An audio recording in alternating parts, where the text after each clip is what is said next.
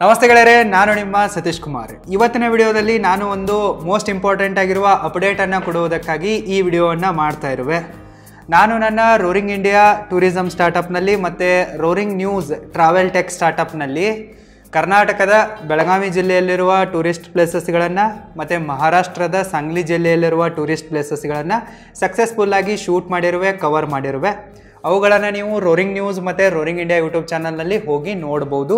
ಇವೆರಡು ಜಿಲ್ಲೆಗಳಂತೂ ಸಕ್ಸಸ್ಫುಲ್ಲಾಗಿ ಕವರ್ ಆಗಿವೆ.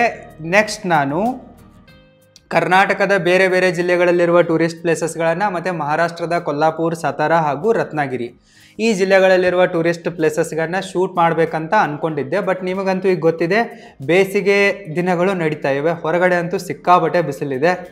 ಮತ್ತೆ ನಾನು ಹೊರಗೆ ಹೋದರೆ ಕರಗಾಗಿಬಿಡ್ತೀನಿ ಅನ್ನೋದಂತೂ ಗ್ಯಾರಂಟಿ. ಹಂಪಿಗೆ ಹೋಗಿದ್ದೆ 1 ತಿಂಗಳು, ಸೊ ಪೂರ್ತಿ ಕರಗಾಗಿಬಿಟ್ಟು ಬಂದಿದ್ದೆ. ಬಟ್ ಈಗ ಸ್ವಲ್ಪ ಬೆಳಗಾಗ್ತಾ ಇರುವೆ. ಈಗ ನಾನು ಹೊರಗೆ ಹೋಗಿಬಿಟ್ರೆ ಮತ್ತೆ ಕರಗನ ಆಗಿಬಿಡುವೆ, ಇದಂತೂ ಗ್ಯಾರಂಟಿ ಇದೆ. ಮತ್ತು ಈಗ ನಾನು ಏನು ಶೂಟ್ ಮಾಡ್ಬೇಕು ಅಂದ್ಕೊಂಡಿದ್ನಲ್ಲ, ಅವೆಲ್ಲವೂ ಕೂಡ ಗ್ರೀನ್ರಿ ಇರುವ ಲೊಕೇಶನ್ಸ್ಗಳಾಗಿವೆ. ಈಗ ಆ ಟೂರಿಸ್ಟ್ ಲೊಕೇಶನ್ಸ್ಗಳನ್ನ ಶೂಟ್ ಮಾಡಿದರೆ ಸಿಕ್ಕಾಬಟ್ಟೆ ಖರಾಬಾಗಿ ಬರುತ್ತೆ. ಎಲ್ಲ ಕಡೆನೂ ಕೂಡ ವನ ಈ ಥರ ಬನ ಅಂತ ಕಾಣಿಸುತ್ತೆ, ಚೆನ್ನಾಗಿ ಬರಲ್ಲ. ಸೊ ನಾನು ನನ್ನ ಈ ರೋರಿಂಗ್ ಇಂಡಿಯಾ ಮತ್ತು ರೋರಿಂಗ್ ನ್ಯೂಸ್ ಎರಡೂ ಸ್ಟಾರ್ಟಪ್ಗಳ ಮುಖಾಂತರ ಭಾರತದಲ್ಲಿ ಒಂದು ಸೇಫೆಸ್ಟ್ ಆಗಿರುವ ಟೂರಿಸಮ್ ಎಕೋಸಿಸ್ಟಮನ್ನು ಬಿಲ್ಡ್ ಮಾಡುವುದಕ್ಕಾಗಿ ಕೆಲಸ ಮಾಡ್ತಾ ಇರುವೆ. ಸೊ ಈಗ ನಾನು ಗಡಬಡಿ ಮಾಡಿ ಅವುಗಳನ್ನ ಶೂಟ್ ಮಾಡಿದರೆ ಅದು ಇನ್ಜಸ್ಟಿಸ್ ಆಗುತ್ತೆ ಮತ್ತು ನನಗೆ ಸ್ಯಾಟಿಸ್ಫ್ಯಾಕ್ಷನ್ ಸಿಗಲ್ಲ. ಸೊ ಅದಕ್ಕಾಗಿ ನಾನು ಜೂನ್ ಎಂಡರವರೆಗೆ, ಅಂದರೆ ಸ್ವಲ್ಪ ಮಳೆಗಾಲ ಬರುವ ತನಕ ಕಾಯಬೇಕಂತ ಅಂದ್ಕೊಂಡಿರುವೆ. ಮಾರ್ಚು, ಏಪ್ರಿಲು, ಮೇ ಮತ್ತು ಜೂನ್ ಎಂಡು ಹಂಗೆ ನೋಡೋಕೆ ಹೋದರೆ ಒಂದು 3-4 ತಿಂಗಳು, ಅಟ್ಲೀಸ್ಟ್ 3 ತಿಂಗಳಾದರೂ ನನ್ನ ಹತ್ರ ಟೈಮ್ ಇದೆ. ಈ ಟೈಮನ್ನು ಸುಮ್ಮನೆ ವೇಸ್ಟ್ ಮಾಡೋದ್ರ ಬದಲು ನಾನು ಹಾಸ್ಪಿಟಲ್ಗಳಿಗೆ ಮತ್ತು ಡಾಕ್ಟರ್ಸ್ಗಳಿಗೆ ಮಾರ್ಕೆಟಿಂಗ್ ಮಾಡಿ ಕೊಡಬೇಕು ಅಂತ ಯೋಚನೆ ಮಾಡಿರುವೆ. ಸೊ ನನ್ನ ರೋರಿಂಗ್ ನ್ಯೂಸ್ ಚಾನಲ್ನಲ್ಲಿ ಹಿಂದಿ ವಿಡಿಯೋಸ್ಗಳು ಬರ್ತವೆ, ಆಲ್ಮೋಸ್ಟ್ ಆಲ್ ಹಿಂದಿ ಲ್ಯಾಂಗ್ವೇಜ್ ಇದೆ. ಮತ್ತು ನನ್ನ ಈ ಚಾನಲ್ನಲ್ಲಿ ಪೂರ್ತಿ ಕನ್ನಡನೇ ಇದೆ. ನೀವೇನಾದರೂ ಡಾಕ್ಟರ್ ಆಗಿದ್ದರೆ, ಒಂದು ವೇಳೆ ನೀವು ಕೂಡ ನಿಮ್ಮ ಬಗ್ಗೆ ಈ ಸಮಾಜಕ್ಕೆ ಎಲ್ಲ ಹೇಳ್ಕೋಬೇಕು, ನಿಮ್ಮನ್ನು ನೀವು ಇಂಟ್ರೊಡ್ಯೂಸ್ ಮಾಡ್ಕೋಬೇಕು, ಡಿಸೀಸಸ್ಗಳ ಬಗ್ಗೆ ಅವೇರ್ನೆಸ್ ಮೂಡಿಸ್ಬೇಕು ಅಂತ ಅಂದ್ಕೊಂಡಿದ್ರೆ, ನಿಮ್ಮದೇ ಆದ ಹಾಸ್ಪಿಟಲ್ ಇದ್ದರೆ ಮತ್ತು ಅದಕ್ಕೆ ಮಾರ್ಕೆಟಿಂಗ್ ಬೇಕಿದ್ದರೆ, ಸೊ ನೀವು ನನ್ನ ಕಾಂಟ್ಯಾಕ್ಟ್ ಮಾಡಬಹುದು. ಕಾಂಟ್ಯಾಕ್ಟ್ ಡೀಟೇಲ್ಸು ಈ ವಿಡಿಯೋದ ಡಿಸ್ಕ್ರಿಪ್ಷನ್ ಬಾಕ್ಸಲ್ಲಿದೆ, ನೀವು ಚೆಕ್ ಮಾಡ್ಬೋದು. ಸೊ ನಾನು ಡಾಕ್ಟರ್ಸ್ಗಳಿಗೆ ಮತ್ತು ಹಾಸ್ಪಿಟಲ್ಸ್ಗಳಿಗೆ ಸ್ವಲ್ಪ ಮಾರ್ಕೆಟಿಂಗ್ ಮಾಡಿ ಕೊಡೋದ್ರ ಮೂಲಕ, ಎಕ್ಸ್ಪೋಜರನ್ನು ಕೊಡೋದ್ರ ಮೂಲಕ ಅವರಿಗೆ ಹೆಲ್ಪ್ ಮಾಡಬೇಕು ಅಂತ ಅಂದ್ಕೊಂಡಿರುವೆ. ಯಾಕಂದರೆ ನನ್ನ ಹತ್ರ ಅಂತೂ ಟೈಮ್ ಇದೆ ಈಗ 3 ತಿಂಗಳು. ಸುಮ್ಮನೆ ವೇಸ್ಟ್ ಮಾಡೋ ಬದಲಿ ಸಮಾಜಕ್ಕಾಗಿ ದುಡಿತಾ ಇರೋರು, ಸೇವಾ ಧರ್ಮಕ್ಕಾಗಿ ಕೆಲಸ ಮಾಡ್ತಾ ಇರೋರು, ಸೊ ಅವ್ರಿಗೊಂದು ಸ್ವಲ್ಪ ಏನಾದರೂ ನನ್ನಿಂದ ವ್ಯಾಲ್ಯೂ ಆ್ಯಡ್ ಆಗಲಿ, ಕಾಂಟ್ರಿಬ್ಯೂಟ್ ಆಗಲಿ ಅಂಥೇಳಿ ಸೊ ಈ ಒಂದು ಮಾರ್ಕೆಟಿಂಗ್ ಕ್ಯಾಂಪೇನನ್ನು ನಾನು ನನ್ನ ಈ ಕನ್ನಡ ಚಾನಲ್ನಲ್ಲಿಯೂ ಆಯಿತು, ರೋರಿಂಗ್ ನ್ಯೂಸ್ನಲ್ಲಿಯೂ ಆಯಿತು ಕೂಡ ಲಾಂಚ್ ಮಾಡ್ತಾ ಇರುವೆ.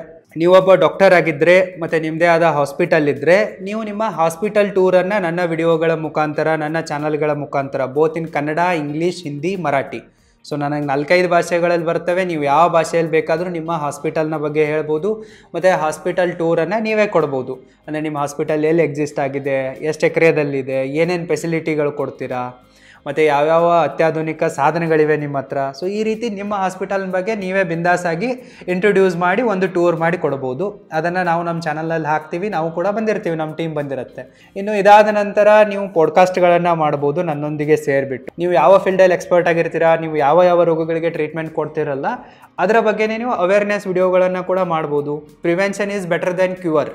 ರೋಗ ಬಂದ ಮೇಲೆ ಸುಮ್ಮನೆ ಅವರಿಗೆ ಲಕ್ಷಾಂತರ ರೂಪಾಯಿ ಖರ್ಚಾಗುವಂತೆ ಮಾತ್ರೆ ಬರೆಯೋದು, ಇಲ್ಲವೇ ಲಕ್ಷಾಂತರ ಖರ್ಚು ಮಾಡಿ ಸರ್ಜರಿ ಮಾಡೋದು, ಸೊ ಇದನ್ನು ಮಾಡೋದಕ್ಕಿಂತ, ಸೊ ರೋಗ ಬರೋದಕ್ಕಿಂತ ಮುಂಚೆನೇ ಪ್ರಿವೆನ್ಷನ್ ತೆಗೆದುಕೊಳ್ಳೋದು ಬೆಟರ್ ಅಲ್ಲ. ಸೊ ನೀವು ಡಾಕ್ಟರ್ ಆಗಿ ನಮಗೊಂದು ಸ್ವಲ್ಪ ಜನರಿಗೆ ಗೈಡ್ ಮಾಡಿದರೆ, ಸೊ ನಾವು ಯಾವ್ಯಾವ ತಪ್ಪುಗಳನ್ನು ಮಾಡ್ತಾ ಇರ್ತೀವಿ ಅವುಗಳನ್ನ ಬಿಡ್ಬೋದಲ್ಲ. 100 ಜನ ವಿಡಿಯೋ ನೋಡಿದ್ದಾರೆ ಅಂತಂದರೆ ಅದರಲ್ಲಿ 10 ಜನ ಸುಧಾರಿಸಿದ್ರು ಕೂಡ ಅದು ಗ್ರೇಟ್ ಚೇಂಜ್ ಆಗಿಬಿಡುತ್ತೆ, ರೆವಲ್ಯೂಷನರಿ ಆಗಿಬಿಡುತ್ತೆ. ನಮಗೇನು ಮಾಡೋದಿದೆ, ಒಂದು ಸದೃಢವಾದ ಭಾರತವನ್ನು ಕಟ್ಟೋದಿದೆ, ಆರೋಗ್ಯಯುತವಾದ ಭಾರತವನ್ನು ಕಟ್ಟೋದಿದೆ. ಸೊ ನೀವು ಆ ನಿಟ್ಟಿನಲ್ಲಿ ಕೆಲಸ ಮಾಡ್ತಾ ಇದ್ದೀರಾ. Doctors are doing great job. So ನೀವು ಹೇಳ್ಬೋದು, ಶೇರ್ ಮಾಡ್ಬೋದು. ಈಗ ಫಾರ್ ಎಕ್ಸಾಂಪಲ್ ನೀವು ಯೂರೋಲಜಿಸ್ಟ್ ಆಗಿದ್ದರೆ, ಈಗ ಕಿಡ್ನಿ ಸ್ಟೋನ್ಸ್ ಅಂತೂ ಕಾಮನ್ ಆಗಿಬಿಟ್ಟಿದೆ. ಕಿಡ್ನಿ ಸ್ಟೋನ್ಸ್ ಯಾಕೆ ಆಗ್ತವೆ, ಜನ ಏನೇನು ಮಿಸ್ಟೇಕ್ ಮಾಡ್ತಾ ಇದ್ದಾರೆ, ಕಿಡ್ನಿ ಸ್ಟೋನ್ಸ್ ನಮಗೆ ಆಗಬಾರ್ದಪ್ಪ ಅಂತಂದರೆ ನಾವು ಯಾವ ಪ್ರಿಕಾಷನ್ಸ್ಗಳನ್ನ ತೆಗೆದುಕೊಳ್ಬೇಕು, ನಮ್ಮ ಲೈಫ್ ಸ್ಟೈಲ್ ಹೇಗಿರಬೇಕು, ಅರ್ಲಿ ಸಿಮ್ಟಮ್ಸ್ ಏನಿರ್ತವೆ, ಮತ್ತು ಯಾಕೆ ನಾವು ಬೇಗನೆ ಅರ್ಲಿ ಸ್ಟೇಜಲ್ಲೇ ಡಾಕ್ಟರ್ಗಳನ್ನು ಅಪ್ರೋಚ್ ಆಗಬೇಕು, ಟ್ರೀಟ್ಮೆಂಟ್ ಫೆಸಿಲಿಟೀಸ್ ಏನೇನಿವೆ. ಸೊ ಈ ರೀತಿ ನೀವು ಒಂದು ಅವೇರ್ನೆಸ್ಸನ್ನು ಮೂಡಿಸಿದರೆ ಮತ್ತು ಇಂಡಸ್ಟ್ರಿ ಸ್ಟ್ಯಾಂಡರ್ಡ್ ಆಗಿ ಎಷ್ಟು ಖರ್ಚು ಬರುತ್ತೆ ಸರ್ಜರಿಗೆ ಇಂಥದ್ರ ಬಗ್ಗೆನೂ ಸ್ವಲ್ಪ ಹೇಳ್ತಾ ಹೋದರೆ ಜನರಿಗೂ ಕೂಡ ಅವೇರ್ನೆಸ್ ಮೂಡುತ್ತೆ, ಜನರಿಗೆ ಹೆಲ್ಪ್ ಆಗುತ್ತೆ. ಯಾರಿಗೆ ಚೆನ್ನಾಗಿರೋದಿದೆಯಲ್ಲ ಸೊ ಅಟ್ಲೀಸ್ಟ್ ಅವರಾದರೂ ತಿದ್ಕೊತಾರೆ, ನಮ್ಮಂಥವ್ರಾದರೂ ತಿದ್ಕೊತಾರೆ ಎಜುಕೇಟೆಡ್ ಆಗಿರುವ ಜನ. ನೀವೇನು ಗೈನಕಾಲಜಿಸ್ಟ್ ಆಗಿದ್ದರೆ ಅದರ ಮೇಲೆ ನೀವು ನಾಲೆಜ್ ಮತ್ತು ಅವೇರ್ನೆಸ್ ಮೂಡಿಸುವ ವಿಡಿಯೋಗಳನ್ನು ಶೇರ್ ಮಾಡ್ಬೋದು. ಒಟ್ಟಿನಲ್ಲಿ ನಿಮ್ಗೆ ಯಾವ ಫೀಲ್ಡಲ್ಲಿ ಎಕ್ಸ್ಪರ್ಟೀಸ್ ಇದೆ, ನೀವು ಯಾವ ಯಾವ ರೋಗಗಳ ಬಗ್ಗೆ ಟ್ರೀಟ್ಮೆಂಟ್ ಕೊಡ್ತಾ ಇದ್ದೀರಲ್ಲ ಅವುಗಳ ಬಗ್ಗೆ ನೀವು ಅವೇರ್ನೆಸ್ಸನ್ನು ಮೂಡಿಸ್ಬೋದು ಜನರಲ್ಲಿ. ಇದರಿಂದ ಜನರಿಗೂ ತುಂಬ ಹೆಲ್ಪ್ ಆಗುತ್ತೆ ಮತ್ತು ನಿಮಗೂ ಒಂದು ಗ್ರೇಟ್ ಹೆಸರು ಬರುತ್ತೆ, ನೇಮು ಫೇಮು ಬರುತ್ತೆ.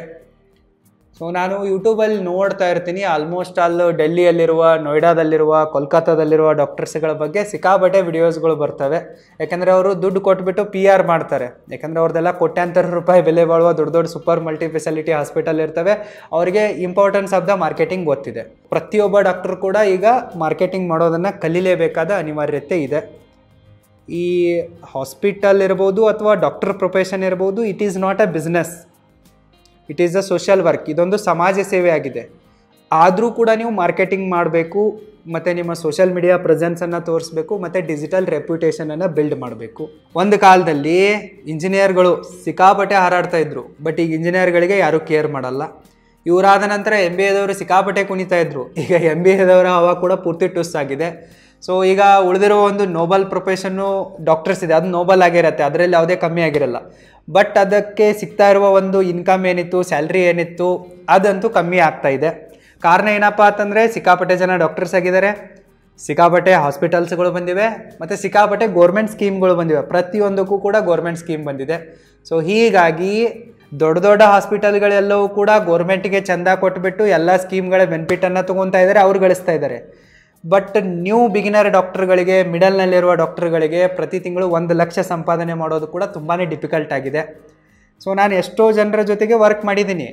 MBBS ಮುಗಿಸಿ ಬರೋ ಅಷ್ಟರಲ್ಲೇ 30 ವರ್ಷ ಆಗಿರುತ್ತೆ. 1-2 ಲಕ್ಷ ಕೂಡ ಪ್ರತಿ ತಿಂಗಳಿಗೆ ಗಳಿಸೋಕ್ಕೆ ಅವ್ರ ಕಣ್ಣೀರು ಕಪಾಳಿಗೆ ಬಂದುಬಿಡುತ್ತೆ, ಅಷ್ಟು ಸ್ಟ್ರಗಲ್ ಇದೆ. ಸೊ ನಮಗನ್ಸುತ್ತೆ ಡಾಕ್ಟರ್ ಇದ್ದಾನೆ ಬಿಡು, ಸಿಕ್ಕಾಪಟ್ಟೆ ಗಳಿಸ್ತಾಳೆ ಅಂತೇಳಿ. ಇಲ್ಲ, ಯಾವ ಡಾಕ್ಟರು ತನ್ನ ರೆಪ್ಯುಟೇಷನನ್ನು ಬಿಲ್ಡ್ ಮಾಡಿದಾರೋ, PR ಮಾಡಿಸಿದಾರೋ, ಅಡ್ವರ್ಟೈಸ್ಮೆಂಟ್ಗಳನ್ನು ಮಾಡಿಸಿದಾರೋ ಮತ್ತು ದೊಡ್ಡ ದೊಡ್ಡ ಜರ್ನಲ್ಗಳಲ್ಲಿ, ನ್ಯೂಸ್ ಚಾನಲ್ಗಳಲ್ಲಿ ಹೋಗಿ ಕೂತ್ಬಿಟ್ಟು ದುಡ್ಡು ಕೊಟ್ಟು ಇಂಟರ್ವ್ಯೂ ಮಾಡಿದಾರೋ, ಸೊ ಅವರಿಗೊಂದು ನೇಮು ಫೇಮು ರೆಪ್ಯುಟೇಷನ್ ಇದೆ. ಸೊ ಅಂಥ ಡಾಕ್ಟರ್ಸ್ಗಳು ಕೋಟ್ಯಾಂತರ ಗಳಿಸ್ತಾ ಇದ್ದಾರೆ, ಪ್ರತಿ ದಿನಕ್ಕೇನೆ ಗಳಿಸ್ತಾ ಇದ್ದಾರೆ. ಬಟ್ ಅವ್ರಿಗೆ ಏಜ್ ಎಷ್ಟಾಗಿದೆ, 50ರಿಂದ 60 ವರ್ಷದಲ್ಲಿ ಗಳಿಸ್ತಾ ಇದ್ದಾರೆ. ಬಟ್ ಹೊಸದಾಗಿ ಬಂದಿರುವ ಡಾಕ್ಟರ್ಗಳಿಗೆ it's very difficult to earn 1 or 2 lakh per month. ಕೆಲವೊಂದಿಷ್ಟು ಡಾಕ್ಟರ್ಸ್ಗಳು ಮಾತ್ರ ಕೋಟ್ಯಾಂತರ ಗಳಿಸ್ತಾ ಇದ್ದಾರೆ, ಮಿಕ್ಕವರೆಲ್ಲರೂ ಕೂಡ ಸ್ಟ್ರಗಲೇ ಮಾಡ್ತಾ ಇದ್ದಾರೆ. ಎಲ್ಲ ಪ್ರೊಫೆಷನ್ನಲ್ಲಿರುವಂತೆ ಡಾಕ್ಟರ್ಗಳ ಪ್ರೊಫೆಷನ್ ಕೂಡ ಈಗ ಸ್ಟ್ರಗಲಿಗೆ ಹೋಗ್ತಾ ಇದೆ. ಇನ್ನೊಂದು 3-4 ವರ್ಷ ಹೋಯ್ತಪ್ಪ ಅಂತಂದರೆ ಪೂರ್ತಿ ಸ್ಟ್ರಗಲ್ ಬರುತ್ತೆ. ಸೊ ಹೀಗಾಗಿ ಪ್ರತಿಯೊಬ್ಬ ಡಾಕ್ಟರ್ಗೂ ಕೂಡ ತನ್ನ ಆನ್ಲೈನ್ ಪ್ರೆಸೆನ್ಸನ್ನು ಬಿಲ್ಡ್ ಮಾಡೋದು, ಡಿಜಿಟಲ್ ರೆಪ್ಯುಟೇಷನನ್ನು ಬಿಲ್ಡ್ ಮಾಡೋದು, ಸೋಷಿಯಲ್ ಮೀಡಿಯಾದಲ್ಲಿ ತನ್ನ ಬಗ್ಗೆ ಹೇಳ್ಕೊಳ್ಳೋದು ತುಂಬಾ ಇಂಪಾರ್ಟೆಂಟ್ ಆಗಿದೆ. ಒಂದು ಸರ್ವೆಯ ಪ್ರಕಾರ 100ರಲ್ಲಿ 70 ಪೇಷಂಟ್ಗಳು ಡಾಕ್ಟರ್ ಹತ್ರ ಹೋಗೋದಕ್ಕಿಂತ ಮುಂಚೆ, ಹಾಸ್ಪಿಟಲ್ಗೆ ಅಡ್ಮಿಟ್ ಆಗೋದಕ್ಕಿಂತ ಮುಂಚೆ ಹಾಸ್ಪಿಟಲ್ನ ಬಗ್ಗೆ ಮತ್ತು ಡಾಕ್ಟರ್ಗಳ ಬಗ್ಗೆ ಸೋಷಿಯಲ್ ಮೀಡಿಯಾದಲ್ಲಿ, ಇಂಟರ್ನೆಟ್ಟಲ್ಲಿ, ಗೂಗಲಲ್ಲಿ, ಯೂಟ್ಯೂಬಲ್ಲಿ ರಿಸರ್ಚ್ ಮಾಡ್ತಾರೆ. ಡಾಕ್ಟರು ವೆಬ್ಸೈಟ್ ಮಾಡಿದರೆ ವೆಬ್ಸೈಟಿಗೆ ಹೋಗಿ ನೋಡ್ತಾರೆ, ಡಾಕ್ಟರ್ ಎಷ್ಟು ಓದಿದ್ದಾರೆ, ಎಲ್ಲಿಂದ ಓದಿದ್ದಾರೆ, ಎಷ್ಟು ಇಂಟರ್ನ್ಶಿಪ್ ಮಾಡಿದ್ದಾರೆ, ಏನೇನು ಕತೆ ಅಂಥೇಳಿ ಎಲ್ಲ ನೋಡ್ತಾರೆ. ಇನ್ನು ಅವ್ರೇನಾದರೂ ಯೂಟ್ಯೂಬಲ್ಲಿದ್ದರೆ ಅವ್ರ ಪರ್ಸ್ನಾಲಿಟಿ ಹೆಂಗಿದೆ, ಸಿಡಿಕ್ತನ ಮಾಡ್ತಾರಾ, ಕೂಲಾಗಿದ್ದಾರಾ, ಎಲ್ಲನೂ ನೋಡ್ತಾರೆ. ಮತ್ತು ಗೂಗಲ್ ಮ್ಯಾಪಿಗೆ ಹೋಗಿಬಿಟ್ಟು ಅಲ್ಲಿ ಹಾಸ್ಪಿಟಲ್ನ ಬಗ್ಗೆ, ಡಾಕ್ಟರ್ನ ಬಗ್ಗೆ ರಿವ್ಯೂ ನೋಡ್ತಾರೆ. ಬರೀ ಆಪ್ರೇಷನ್ ಮಾಡಿ ಬಿಟ್ಬಿಡ್ತಾರಾ, ಪೋಸ್ಟ್ ಆಪ್ರೇಷನ್ನು ಕೂಡ ಕೇರ್ ತೊಗೊತಾರೋ ಇಲ್ವೋ, ಬಿಲ್ಲಿಂಗಲ್ಲಿ ಟ್ರಾನ್ಸ್ಪರೆನ್ಸಿ ಇದೆಯೋ ಅಲ್ವೋ, ಈ ರೀತಿ ಎಲ್ಲವನ್ನ ಕೂಡ ರಿಸರ್ಚ್ ಮಾಡೇ ಬರ್ತಾರೆ. ಹೀಗಾಗಿ ಡಾಕ್ಟರ್ಗಳಿಗೂ ಕೂಡ ಕ್ರೆಡಿಬಲ್ ಇದ್ದೀನಿ ಅಂತ ತೋರಿಸ್ಕೊಳ್ಳೋದು ಇಂಪಾರ್ಟೆಂಟ್ ಆಗಿದೆ. ತಮ್ಮ ಡಿಜಿಟಲ್ ರೆಪ್ಯುಟೇಷನನ್ನು ಬಿಲ್ಡ್ ಮಾಡೋದು, ತಮ್ಮ ಬಗ್ಗೆ ಸೋಷಿಯಲ್ ಮೀಡಿಯಾದಲ್ಲಿ ಹೇಳ್ಕೊಳ್ಳೋದು, ಪ್ರೆಸೆನ್ಸ್ ಬಿಲ್ಡ್ ಮಾಡೋದು ಮೋಸ್ಟ್ ಇಂಪಾರ್ಟೆಂಟ್ ಆಗಿದೆ. ಇದನ್ನೆಲ್ಲವನ್ನು ಗಮನದಲ್ಲಿಟ್ಟುಕೊಂಡೇ ನಾನು ಈ ಮಾರ್ಕೆಟಿಂಗ್ ಕ್ಯಾಂಪೇನನ್ನು ಲಾಂಚ್ ಮಾಡ್ತಾ ಇರುವೆ. ಸೊ ನಾನಂತೂ ಎಲ್ಲ ತರಹದ ಹಾಸ್ಪಿಟಲ್ಗಳ ಜೊತೆಗೆ, ಎಲ್ಲ ತರಹದ ಡಾಕ್ಟರ್ಸ್ಗಳ ಜೊತೆಗೆ ಕೆಲಸ ಮಾಡೋಕ್ಕಂತೂ ರೆಡಿ ಇರುವೆ. ಇನ್ನು ನಿಮ್ಮ ತಲೆಯಲ್ಲಿ ಬರುತ್ತೆ ಇದು ಪುಕ್ಸಟೆ ಮಾಡ್ತಾ ಇದ್ದೀನ ಅಂಥೇಳಿ. ಸೊ ನನ್ನ ಎಡ್ಟೆಕ್ ಸ್ಟಾರ್ಟಪ್ ಅಂತೂ ಸ್ಟ್ರಗಲಲ್ಲಿದೆ, ನಿಮ್ಗೆ ಗೊತ್ತೇ ಇದೆ. ನೆಕ್ಸ್ಟ್ ಟೂರಿಸಮ್ ಸ್ಟಾರ್ಟಪ್ಗಳು ಶುರುವಾಗಿವೆ. ಸೊ ಅವುಗಳಿಗೂ ಕೂಡ ಇನ್ನೂ ಇನ್ವೆಸ್ಟರ್ ಬಂದಿಲ್ಲ. ಸೊ ಮುಂದೆ ಒಂದು ಹೆಲ್ತ್ ಟೆಕ್ ಸ್ಟಾರ್ಟಪ್ ಮಾಡ್ತಾ ಇದ್ದೆ. ಸೊ ನನ್ನ ಮದುವೆ ಕ್ಯಾನ್ಸಲ್ ಆಗಿರೋದ್ರಿಂದ ಅದು ಅರ್ಧಕ್ಕೆ ನಿಂತಿದೆ. ಸೊ ನಾನಂತೂ ನಿಮಗೆಲ್ಲರಿಗೂ ಗೊತ್ತಿರುವಂತೆ ಆರ್ಫನ್ ಆಗಿರುವೆ. ಸೊ ನನ್ನ ಹತ್ರ ಸ್ವಂತ ಮನೆ ಪ್ರಾಪರ್ಟಿ ಇಲ್ಲ, ಕೊಲ್ಯಾಟ್ರಲ್ ಇಡೋಕ್ಕಿಲ್ಲ. ಹೀಗಾಗಿ ಪ್ರೈವೇಟ್ ಬ್ಯಾಂಕ್ಗಳು ಕೂಡ ಲೋನ್ ಕೊಡಲ್ಲ, ಗೌರ್ಮೆಂಟ್ ಬ್ಯಾಂಕ್ಗಳು ಕೊಡಲ್ಲ. ಎಲ್ಲ ಸ್ಕೀಮಲ್ಲಿ ಅಪ್ಲೈ ಮಾಡಿರುವ MLA MPಗಳ ಇನ್ಫ್ಲೂಯೆನ್ಸ್ ಇದ್ದರೆ ಸಿಗುತ್ತೆ, ಇಲ್ಲ ಅಂತಂದರೆ ಸಿಗಲ್ಲ. ಸೊ ನಾವು ಹಿಂದೂಗಳಾಗಿದ್ದೀವಲ್ಲ, ಅದೇ ದೊಡ್ಡ ತಪ್ಪಿದೆ. ಹೀಗಾಗಿ ನಮ್ಗೆ ಯಾವುದೇ ಸ್ಕೀಮಲ್ಲಿ ಲೋನ್ಗಳು ಸಿಗಲ್ಲ. ಯಾರ್ದು ಇನ್ಫ್ಲೂಯೆನ್ಸ್ ಇದೆಯಲ್ಲ ಅವ್ರಿಗಷ್ಟೇ ಸಿಗುತ್ತೆ. ಇನ್ನು ಪ್ರೈವೇಟ್ ಇನ್ವೆಸ್ಟರ್ಗಳು ನೀನು ಕನ್ನಡದಲ್ಲಿ ಕೆಲಸ ಮಾಡಿದೆಯಾ ಹಾಗಾಗಿ ಇನ್ವೆಸ್ಟ್ಮೆಂಟ್ ಮಾಡಲ್ಲ ಅಂತಾರೆ. ಸೊ ಹಿಂದಿಯಲ್ಲಿ ನಾನು ಕೆಲಸ ಮಾಡ್ತಾ ಇದ್ದೀನಿ, ಈಗ 1 ವರ್ಷದಿಂದ ಮಾಡ್ತಾ ಇದ್ದೀನಿ, ಅಲ್ಲಿ ಫೇಮಸ್ ಆಗೋಕ್ಕೆ ಇನ್ನೊಂದು ವರ್ಷ ಬೇಕಾಗತ್ತೆ. ಸೊ ಕನ್ನಡವನ್ನೇನು ಬಿಡೋ ಉದ್ದೇಶ ಇಲ್ಲ. ಸೊ ನೀವು ಎಷ್ಟು ಖುಷಿಯಿಂದ ಕೊಡ್ತೀರೋ ಅಷ್ಟೇ ತೊಗೊಂಡು ಕೆಲಸ ಮಾಡೋಕ್ಕೆ ನಾನು ರೆಡಿ ಇದ್ದೀನಿ. ನನ್ನೊಂದು 5-6 ಜನರ ಟೀಮ್ ಇದೆ. ಸೊ ಅವ್ರಿಗೂ ನಾನು ಸ್ಯಾಲ್ರಿ ಕೊಡಬೇಕು, ಎಡಿಟರ್ಗೆ ಸ್ಯಾಲ್ರಿ ಕೊಡಬೇಕು, ವಿಡಿಯೋಗ್ರಾಫರಿಗೆ ಸ್ಯಾಲ್ರಿ ಕೊಡಬೇಕು, ಗ್ರಾಫಿಕ್ ಡಿಸೈನರ್ಗೆ ಕೊಡಬೇಕು, ಮತ್ತು ಚಾನಲ್ ಮ್ಯಾನೇಜರಿಗೆ ಕೊಡಬೇಕು, ಡ್ರೈವರಿಗೆ ಕೊಡಬೇಕು. ಸೊ ಈ ರೀತಿ ಮತ್ತು ನಮ್ಮ ಆಫೀಸ್ ರೆಂಟ್ ಕಟ್ಟಬೇಕು, ಸ್ಟುಡಿಯೋ ರೆಂಟ್ ಕಟ್ಟಬೇಕು. ಈ ರೀತಿ ನನಗೂ ಕೂಡ ಸಿಕ್ಕಾಪಟ್ಟೆ ಖರ್ಚುಗಳಿವೆ. ಸೊ ನನಗೆ ಖರ್ಚಿವೆ ಅಂಥೇಳಿ ನಾನು ನಿಮಗೆ ಇಷ್ಟೇ ಕೊಡಿ ಅಷ್ಟೇ ಕೊಡಿ ಅಂಥೇಳಿ ಡಿಮ್ಯಾಂಡ್ ಮಾಡಿ ಕೇಳಲ್ಲ. ಸೊ ನೀವು ಖುಷಿಯಿಂದ ಕೊಟ್ಟರೆ 1 ರೂಪಾಯಿ ಕೊಟ್ಟರು ಕೂಡ ತೊಗೊಳ್ಳುವೆ, ನೀವು ಏನೂ ಕೊಡಲಿಲ್ಲ ಅಂತಂದರೂ ಕೂಡ ನಾನು ಖುಷಿಯಿಂದಲೇ ಕೆಲಸ ಮಾಡುವೆ. ನನ್ನ ಉದ್ದೇಶ ಏನಿದೆಪ್ಪ ಅಂತಂದರೆ prevention is better than cure. ರೋಗ ಬಂದಮೇಲೆ ಲಕ್ಷಾಂತರ ಕೋಟ್ಯಾಂತರ ಖರ್ಚು ಮಾಡೋದೇನಿದೆ, ರೋಗ ಬರೋದಕ್ಕಿಂತ ಮುಂಚೆನೇ ನಾವು ಪ್ರಿಕಾಷನ್ ತೆಗೆದುಕೊಂಡ್ಬಿಟ್ಟು ಮಾಡಬಾರ್ದ ತಪ್ಪುಗಳನ್ನೆಲ್ಲ ಬಿಟ್ಟುಬಿಟ್ರೆ ರೋಗ ಬರೋಲ್ಲ ಅನ್ನೋದು ನನ್ನ ಇಂಟೆನ್ಷನ್ ಆಗಿದೆ. ಸೊ ರೋಗಗಳ ಪ್ರಿವೆನ್ಷನನ್ನು ಮಾಡೋದು ನನ್ನ ಮೇನ್ ಟಾರ್ಗೆಟ್ ಆಗಿದೆ. ಹೀಗಾಗಿ ನೀವೇನೋ ದುಡ್ಡು ನನಗೆ ಕೊಡದೇ ಇದ್ದರೂ ಕೂಡ ನಾನು ನಿಮ್ಮೊಂದಿಗೆ ಕೆಲಸ ಮಾಡೋಕ್ಕೆ ರೆಡಿ ಇರುವೆ. ಸೊ ನಿಮಗೆ ಕೊಡ್ಬೇಕನ್ನಿಸ್ತಾ, ನನ್ನ ಕೆಲಸ ಲೈಕ್ ಆಯ್ತಾ ಕೊಡಿ, ಇಲ್ಲ ಅಂತಂದರೆ ನೋ ಪ್ರಾಬ್ಲಮ್. ಹೆಂಗಂತೂ ನಾನು ಪುಕ್ಸಟೆಯಾಗಿಯೇ ಯೂಟ್ಯೂಬ್ ಚಾನಲ್ನಲ್ಲಿ ಡೈಲಿ ವಿಡಿಯೋ ಮಾಡ್ತಾಯಿದ್ದೀನಿ. ಸೊ ಅದೇ ಯೂಟ್ಯೂಬ್ ಚಾನಲ್ನಲ್ಲಿ ನಿಮ್ಮ ವಿಡಿಯೋಗಳನ್ನ ಮಾಡ್ತೀನಿ. ನಿಮ್ಮ ಹಾಸ್ಪಿಟಲ್ ಟೂರ್ ಇರುತ್ತೆ, ನಿಮ್ಮ ಬಗ್ಗೆ ಪಾಡ್ಕಾಸ್ಟ್ ಇರುತ್ತೆ, ನಿಮ್ಮ ಬಗ್ಗೆ ಡಾಕ್ಯುಮೆಂಟ್ರಿ ಇರುತ್ತೆ, ಇಷ್ಟೇ.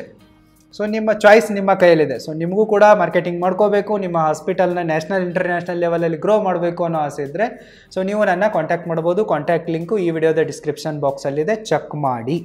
ಬರೀ ಇದು ಡಾಕ್ಟರ್ಸ್ಗಳಿಗೆ ಕೊಡ್ತಾ ಇದ್ದೀನಿ, ಮಿಕ್ಕವ್ರಿಗೆ ಯಾಕೆ ಕೊಡ್ತಾ ಇಲ್ಲ ಅಂತೇಳಿ ನೀವು ಕೇಳ್ಬೋದು. ಮಿಕ್ಕವರು ಕೂಡ ಅಪ್ರೋಚ್ ಆಗ್ಬೋದು, ನೋ ಪ್ರಾಬ್ಲಮ್. ನೀವೇನಾದರೂ ಯೋಗ ಟ್ರೈನರ್ ಆಗಿದ್ದರೆ, ಫಿಟ್ನೆಸ್ ಟ್ರೈನರ್ ಆಗಿದ್ದರೆ, ಮತ್ತು ನಿಮ್ಮೆಲ್ಲ ಏನಾದರೂ ಸ್ಪೆಷಲ್ ಟ್ಯಾಲೆಂಟ್ ಇದ್ದರೆ, ಅದನ್ನು ನೀವು ಜಗತ್ತಿಗೆ ತೋರಿಸೋರಿದ್ದರೆ, ನಿಮ್ಮದೇನಾದರೂ ಸ್ಟಾರ್ಟಪ್ ಇದ್ದರೆ ಸೊ ನೀವು ಕೂಡ ಅಪ್ರೋಚ್ ಆಗಬಹುದು. ಸೊ ನಾನು ಕೂಡ ನಿಮ್ಮನ್ನು ಇಂಟ್ರೊಡ್ಯೂಸ್ ಮಾಡಿ ಕೊಡುವೆ. ಈ ವ್ಯಕ್ತಿಯಲ್ಲಿ ಇಂಥ ಟ್ಯಾಲೆಂಟ್ ಇದೆ, ಈ ವ್ಯಕ್ತಿ ಇಂಥ ಸ್ಟಾರ್ಟಪ್ಪನ್ನು ಮಾಡ್ತಾ ಇದ್ದಾನೆ, ಇಲ್ಲ ಈ ವ್ಯಕ್ತಿಗೆ ಇಂಥದ್ದೊಂದು ಅವಶ್ಯಕತೆ ಇದೆ, ಈ ಸಾಧನೆಗಳು ಬೇಕಾಗಿವೆ. ನೀವು ಯಾವುದೇ ಥರನಾದ ಒಂದು ಪಬ್ಲಿಕ್ ಹೆಲ್ಪಿಗೆ ಬರ್ತಾ ಇದ್ದರೆ, ನಿಮ್ಮ ಇಂಟೆನ್ಷನ್ ಚೆನ್ನಾಗಿದ್ದರೆ ಸೊ ನಾನಂತೂ ಸಪೋರ್ಟ್ ಮಾಡುವೆ. ನೋಡಿ ಯೋಚನೆ ಮಾಡಿ. ಸೊ ನಾನಂತೂ ಕೆಲಸ ಮಾಡೋಕ್ಕೆ ರೆಡಿ ಇದ್ದೀನಿ. ಸೊ ನಾನು ನಿಮ್ಮ ಕಾಲ್ಸ್ಗಳಿಗಾಗಿ ಮತ್ತು ಇಮೇಲ್ಸ್ಗಳಿಗಾಗಿ ವೇಟ್ ಮಾಡ್ತಾ ಇರ್ತೀನಿ. All the very best. Thank you so much.